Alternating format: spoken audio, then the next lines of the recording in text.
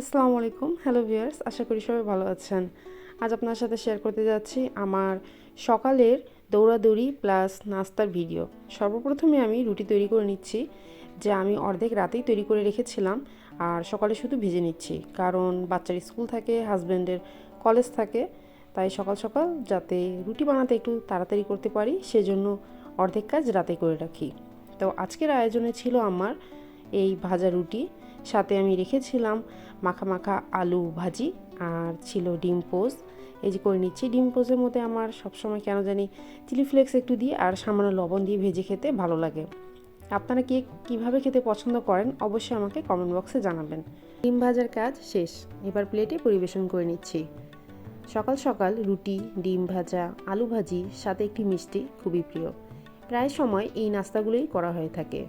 তো নাস্তার পর্ব শেষ, এবার দ্বিতীয় পর্ব শুরু হতে যাচ্ছে, যা হচ্ছে সুস্বাদু একটি চা। আজ তৈরি করব মশালা টি, যার জন্য পানিতে দিয়ে দিয়েছি দারুচিনি, এলাচ ও একটি লং, সাথে দিয়ে দিয়েছি চা পাতা। চা পাতা ফুটে উঠলে সামান্য চিনি ও 1 চিমটি লবণ দিয়েছিলাম। এবার দুধ দিয়ে চা নামিয়ে ফেলবো। আজকের ভিডিও এই পর্যন্তই। আশা করি আমার এই ভিডিওটি আপনাদের ভালো লাগবে। ভালো লেগে থাকলে আফসার রান্নাঘরের পাশেই থাকবেন।